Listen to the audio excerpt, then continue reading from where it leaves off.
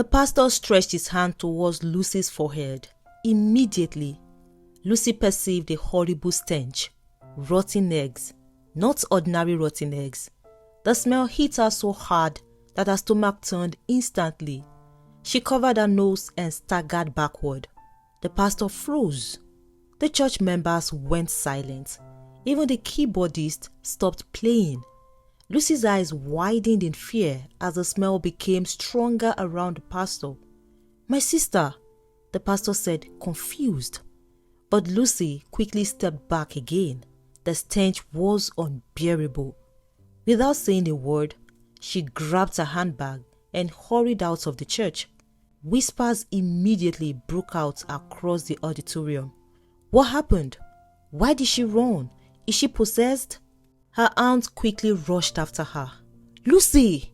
she called in embarrassment. "What was that? Why did you embarrass yourself and the pastor like that?" Lucy stopped walking for a moment but refused to explain.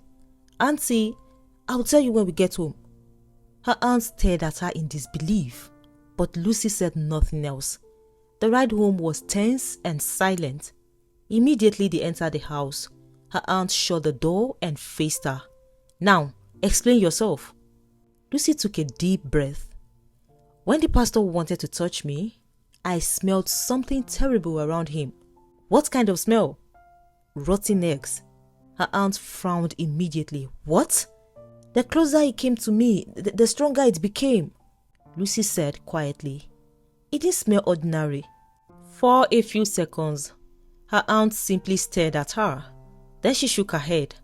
"But why are you the only one perceiving it?" she asked. "That pastor has prayed for me before. I never smelled anything." Lucy remained quiet. "How can you be the only person experiencing this?" Her aunt continued. "Do you know how many testimonies come out of that church?" Lucy hesitated before speaking carefully. "Auntie, what if the pastor is involved in something fetish?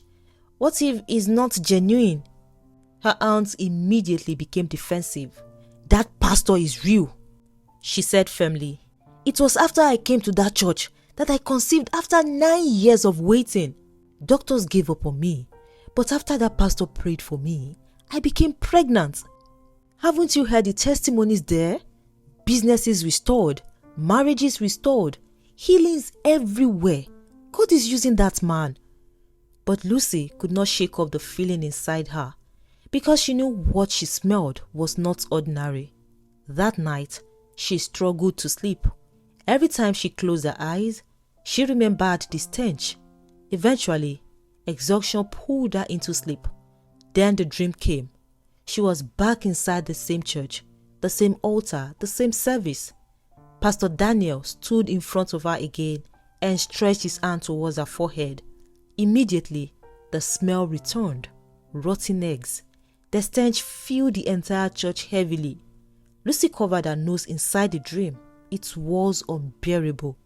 But strangely, nobody else seemed to notice it. The church members kept worshipping normally. Then Lucy suddenly woke up.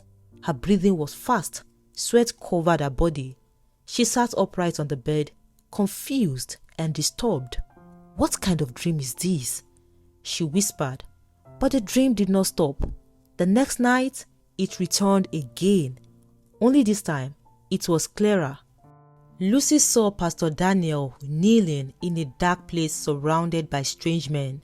One after another, the men began breaking rotten eggs on him. The smell was horrible. Lucy nearly vomited inside the dream. But the terrifying part was this. The pastor himself could not perceive the smell. It was as though his nose had been spiritually covered. Then suddenly, all the men stopped. They slowly turned towards Lucy. A deep voice echoed around her. "Pollution." Another voice followed immediately. "Destruction." Then the final word came heavily. "Doom." Lucy woke up trembling violently. Pollution, destruction, doom. PDD. Her heart pounded hard against her chest. Although she did not fully understand the meaning of the dream, she knew something was terribly wrong.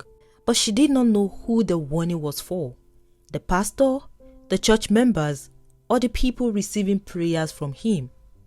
The following afternoon, while going about her activities, Lucy suddenly heard a voice clearly in her spirit: "Go and warn the pastor." Lucy froze instantly. She looked around sharply. Nobody was there. Then the voice came again: "Tell the pastor what you saw." Lucy became angry immediately. "No!" Her eyes suddenly filled with tears. "No, I am tired." Lucy had always been an intercessor.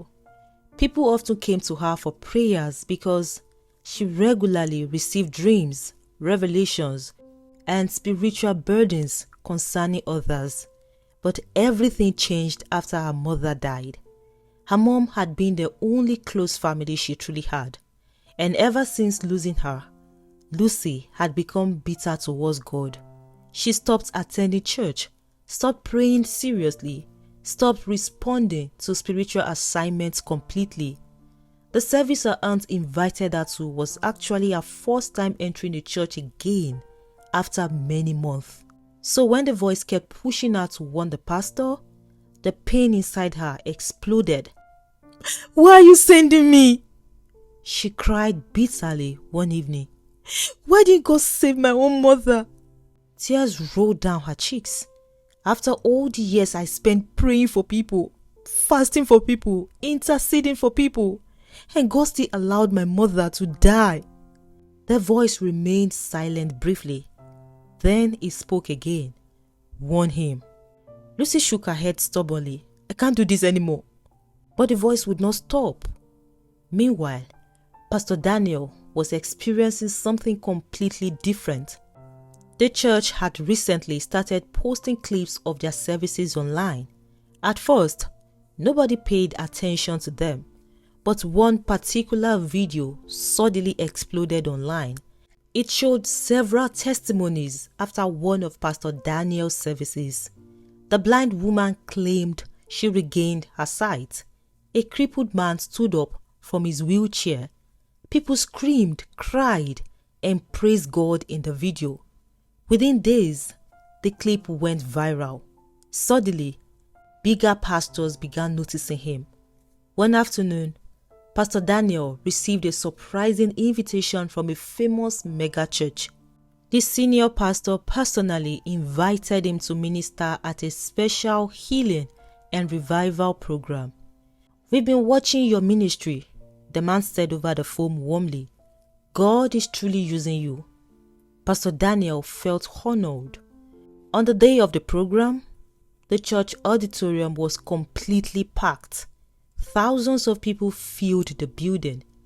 Then Pastor Daniel mounted the altar. The atmosphere shifted immediately. He preached passionately.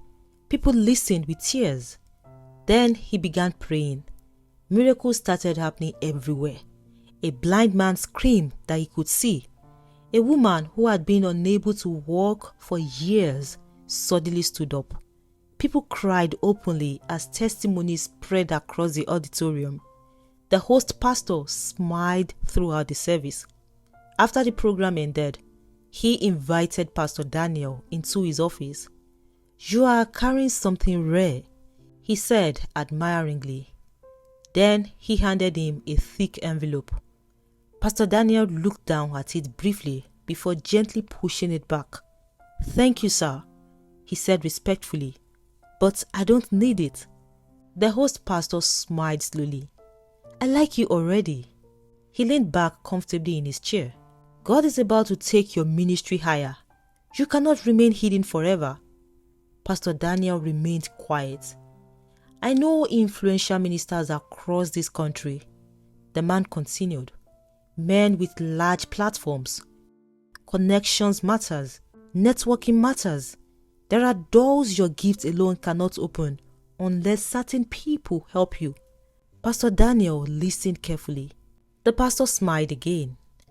"I want to introduce you to some people." Pastor Daniel eventually agreed. The date was fixed for a private gathering of influential ministers. Ironically, that same week, Lucy could barely sleep. The voice kept disturbing her constantly. Warn the pastor. Lucy resisted stubbornly, but the pressure kept increasing. One afternoon, while sitting alone in her room, the voice spoke again. This time, it sounded heavier. If anything happens to him, you will be held responsible. Lucy's heart skipped instantly. Those words disturbed her deeply. For the first time, fear truly entered her.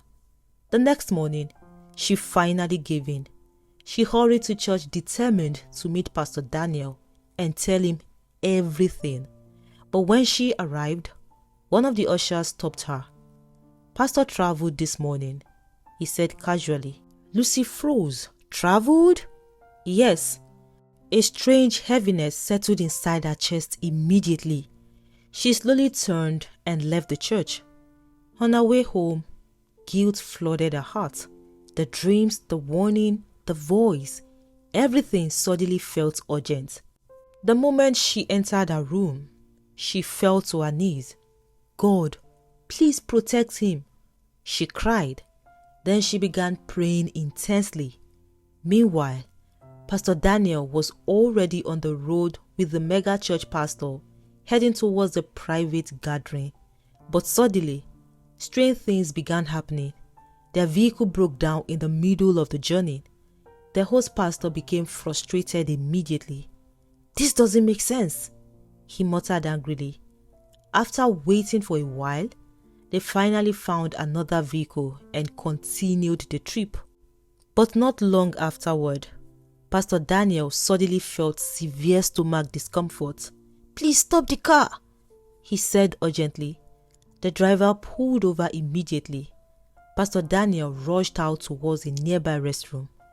Minutes later, they continued the journey again. Then it happened again and again. The host pastor's patience slowly began disappearing. He kept checking his wristwatch irritably. At some point, he almost suggested leaving Pastor Daniel behind completely. Back at home, Lucy continued praying fervently. Her face was soaked with tears. "Lord, please, don't let anything happen to him," she cried repeatedly. Meanwhile, after several delays, Pastor Daniel finally recovered enough for them to continue the journey properly. Hours later, they eventually arrived at the gathering.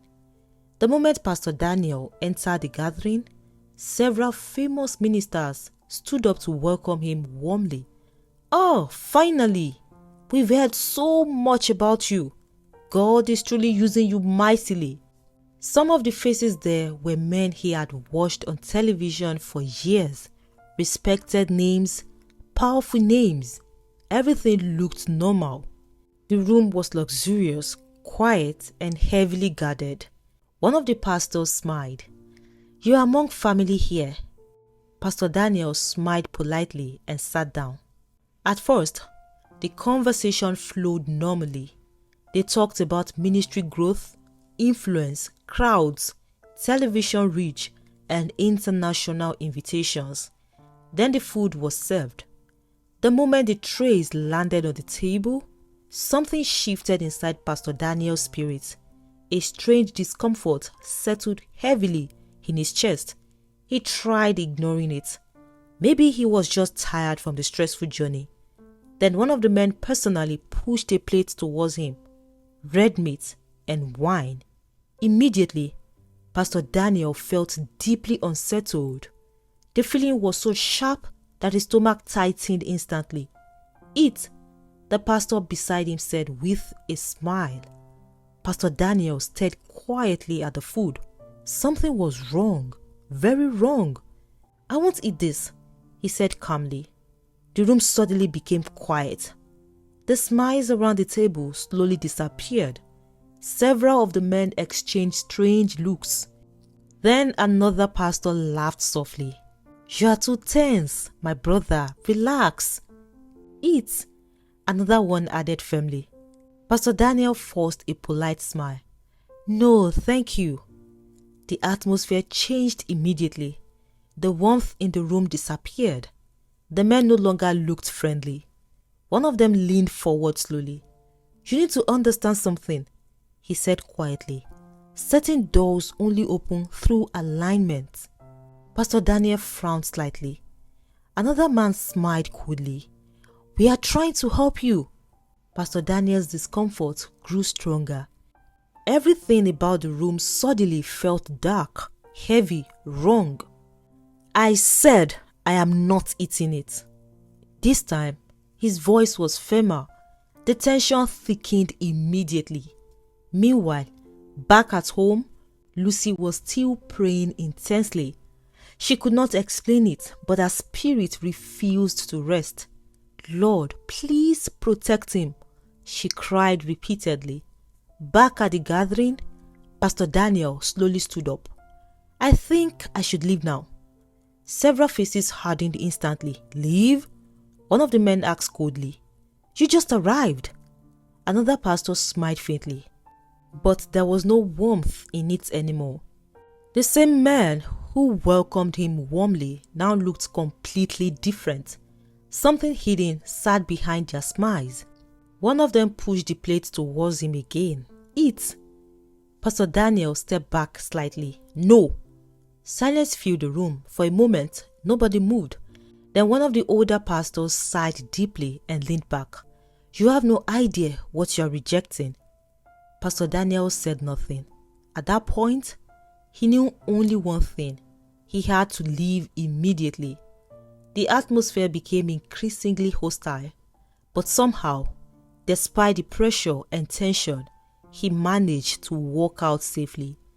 The moment he entered his cab, he exhaled heavily. His hands were trembling. Meanwhile, Lucy suddenly felt something lift in her spirit. For the first time in hours, peace entered her heart. She slowly stopped praying. Pastor Daniel returned home late that night, deeply disturbed.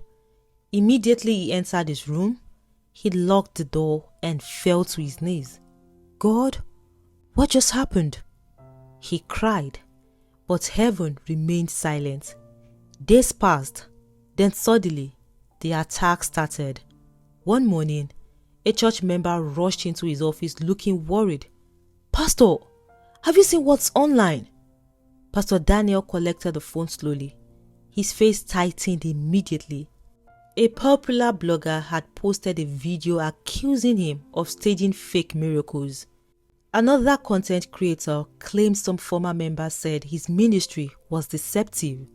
By evening, more videos appeared, more accusations, more attacks.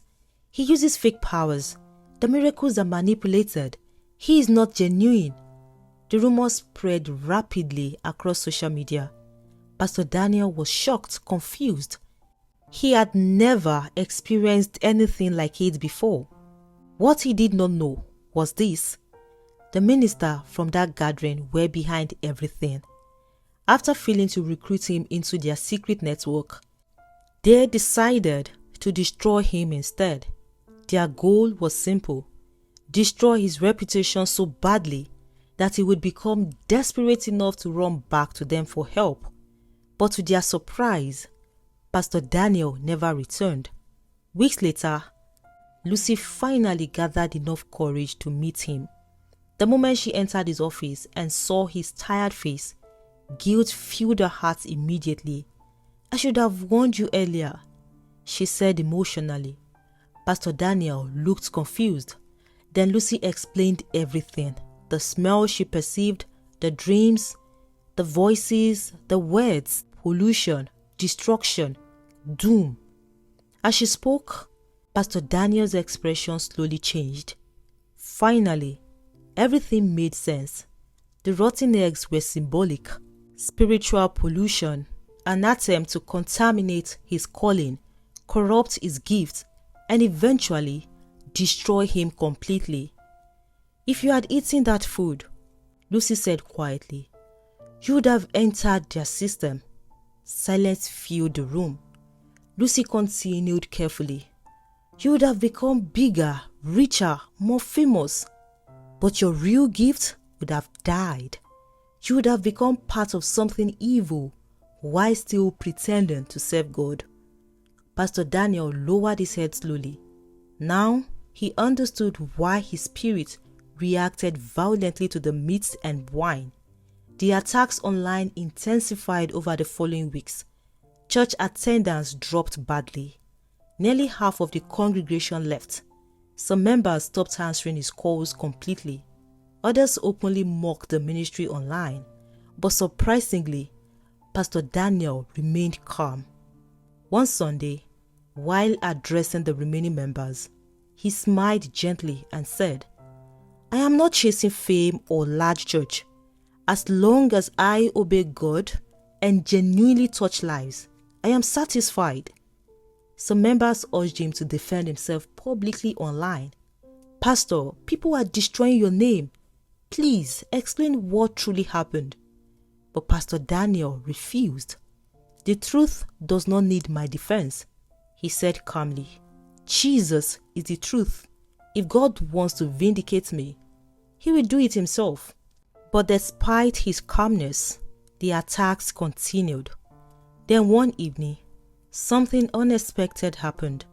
The same host pastor who introduced Pastor Daniel to the secret gathering was involved in a terrible accident after leaving a private meeting at night. His car crashed violently into a trailer. The impact was brutal. People rushed to the scene and pulled him out covered in blood. By the time he arrived at the hospital, doctors were already warning that his condition was critical. Inside the emergency room, fear completely overwhelmed him. For the first time in years, he truly believed he was about to die. And suddenly, all the secrets he had buried began haunting him. The rituals, the manipulations, the innocent pastors they corrupted, the ministries they destroyed. While doctors prepared him for emergency surgery, panic consumed him. His hands trembled violently as he grabbed his phone. Then he started recording videos, one after another, confession after confession. In the videos, he exposed everything: the secret network, the dark covenants, the spiritual initiations disguised as ministerial connections, how genuine pastors were recruited gradually through gifts, influence, money, and spiritual compromise, how certain ministers exchanged their callings for fame, political access, supernatural powers, and global influence. Then he began mentioning names, big names, popular names, feared names, and shockingly, he specifically mentioned Pastor Daniel. He refused. The injured pastor confessed weakly in one of the videos. "We tried to initiate him, but he refused to eat the sacrifice. His breathing became shaky. So we attacked his ministry instead." Moments later, he was rushed into surgery. But somehow, before his phone was collected, the videos leaked online, and within hours, the internet exploded. Social media went wide. Blogs reposted the confessions everywhere. People argued endlessly online. Some were shocked, others refused to believe it. But the scandal became impossible to ignore after investigators and journalists began digging deeper. Then more truth started coming out. Several bloggers eventually admitted they had been paid to spread false accusations against Pastor Daniel. Anonymous insiders leaked screenshots, payments, and private conversations. Gradually, the entire truth unfolded publicly. Some of the powerful ministers exposed in the videos became national disgrace overnight. A few churches shut down completely.